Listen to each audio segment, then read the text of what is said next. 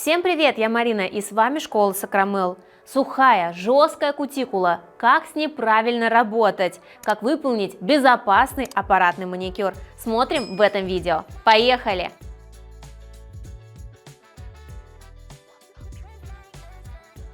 Вот такие ручки сегодня на преображении. Посмотрите, какая сухая, стелющаяся кутикула. В некоторых местах она лопнула и потрескалась, поэтому необходимо выполнить, конечно же, чистую обработку, преображение, красивое покрытие. В общем, нам с вами предстоит такая большая переделка, большая работа, поэтому смотрите видео до конца. Я вам еще также покажу, как сделать переход Ombre Baby Boomer при помощи геля. А пока снимаем старое покрытие. Возможно, вам могло показаться, что тут очень толстое покрытие, объемное выравнивание, но во время снятия, как видите, это не так. То есть, ну да, есть объем, конечно, мастер выполнял выравнивание, но тем не менее, не слишком сильно оно объемное. Это говорит о том, что ногти у модели выпуклые сами по себе, за счет чего и создается такой визуальный эффект. Поэтому всегда, когда делают слишком округлую продольную линию, ногти кажутся толстыми, объемными, массивными, и наша задача это исправить. Поэтому будем сегодня работать в технике бортики, поднимать вот эти клюющие ногти, но не так сильно, поскольку небольшая длина. И теперь постепенно приступаем к обработке кутикулы. Первым делом отодвигаем ее апельсиновой палочкой, для того, чтобы не травмировать. Например, если использовать пушер, он может нечаянно соскочить с ногтевой пластины и поранить кожу. Поэтому очень-очень осторожно приподнимаем именно палочкой. Матируем пластину, и уже уходит часть птериги, за счет чего мне проще будет выполнить аппаратную обработку. Вот так ногти выглядят перед обработкой. Обычно для приподнятия кутикулы, зачистки птериги используется насадка с красной насечкой в большинстве случаев, но так как здесь кутикула сухая, будем использовать синий поясок насадки. Конечно, тут важна правильная техника, чтобы не пропилить ногтевую пластину. То есть я использую эту фрезу не всегда, а именно вот в таких тяжелых случаях, когда кутикула очень сильно грубая, толстая, сухая, объемная, тогда мы используем именно синий абразив. Тут работаем по схеме. Самое главное хорошо оттягивать кутикулу, так как она стелющаяся, чтобы все проработать внутри. По поводу боковых валиков, их можно обработать позднее при помощи более широкой насадки, то есть не сразу это делать алмазным пламенем, поскольку это просто будет дольше.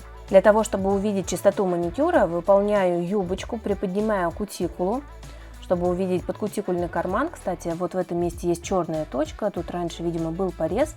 И сейчас мы хорошо видим, что после обработки кутикула недостаточно еще приподнята. Есть склейка по центру ногтевой пластины. Часто мастера останавливаются именно на этом этапе и приступают к срезу, и в итоге никакого хорошего среза не получается. Поэтому прорабатываю еще внутреннюю часть этой же насадкой, вышлифовываю для того, чтобы появился чистый подкутикульный карман. И только после этого этапа, когда мы полностью приподняли кутикулу, ничего не мешает, нет никаких склеек, полностью все идеально, только в таком случае мы можем приступать к срезу. Самое главное при такой кутикуле – аккуратно работать в местах трещин, проходить их как бы мимо. Ну и для более гладкого подкутикульного кармана и проксимального валика я беру насадку с красной насечкой в виде почки, более широкой, и уже вышлифовываю внутреннюю стенку кутикулы, и еще больше ее приподнимая вверх. За счет красного абразива у нас получается прям гладкая эта стеночка, за счет чего не будут возникать вновь заусенцы.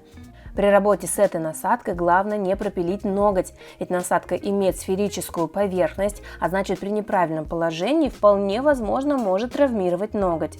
И приступаем к срезу. Для этого использую скругленный цилиндр с синей насечкой. Конечно же синий для того, чтобы кутикула срезалась.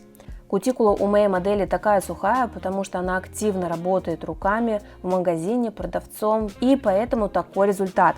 Что мы вообще можем посоветовать клиенту, как восстановить такую кутикулу, что применять в домашних условиях? Во-первых, это регулярное выполнение маникюра.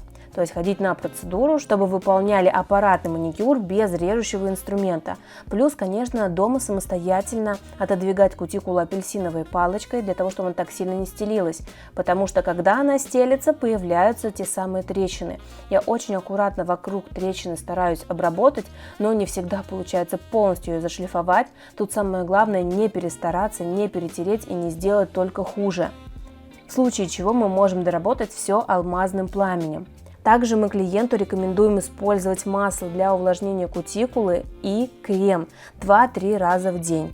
Ну и, конечно, выполнять всю домашнюю работу в перчатках во избежание иссушения кутикулы. Но еще один лайфхак, который можем посоветовать клиенту, это периодически подпиливать сухие участки кожи бафом либо специальной пилкой для пилочного маникюра во избежание таких сильных огрубеваний. Смотрю, что на указательном не хватает немного длины, поэтому донарастим этот ноготь, использую нижние формы. У меня на канале очень много видео, где я показываю правильную технику наращивания на нижние формы. Посмотрите, если еще не научились ей. Нравятся мои видео? Хотите знать больше о маникюре? Предлагаю присоединиться и получить доступ к базе знаний школы Сакрамел. Более 30 видеокурсов по цене одного с получением сертификатов. Они доступны по всему миру. Подробнее читай в описании, а также подписывайся на канал. При помощи геля донаращиваю свободный край.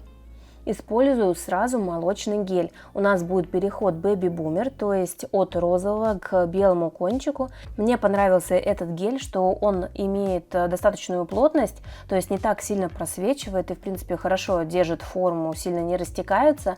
Гелем, который использовала в видео, поделюсь в нашем телеграм-канале.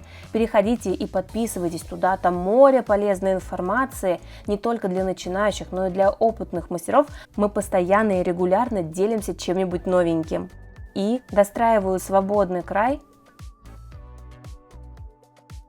На остальных ногтях выполняю укрепление в технике бортики, то есть кладу небольшое количество материала на свободный край, вытягиваю для создания объема, также смотрю, чтобы материал был по боковым стенкам и быстро прихватываю фонариком. У нас получается некая возвышенность на свободном крае, которая поможет его приподнять, клюющий кончик, и сделать красивую форму.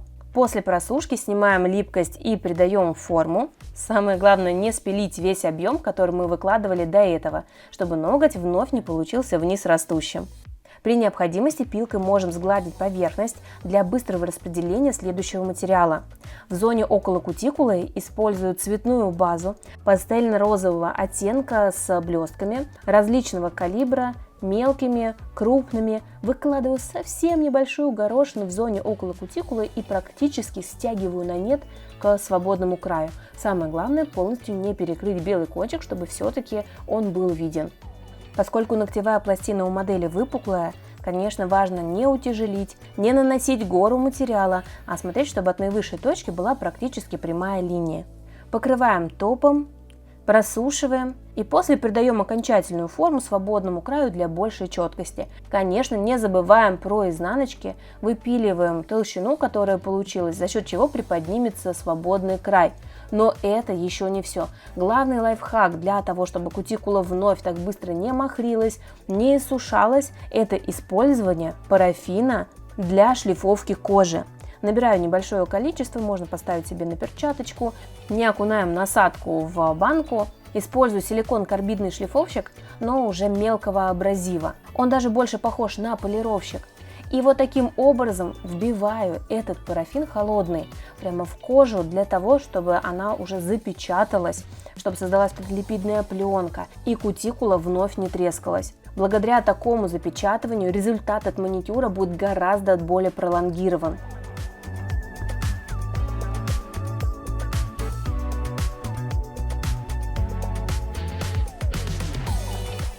Ну что, как вам результат преображения? По-моему, получилось очень здорово, модель осталась в восторге. Если вам понравилось, поддержите, поставьте пальчики вверх, смотрите другие полезные видео на канале. А я желаю всем успехов, счастливо, пока-пока!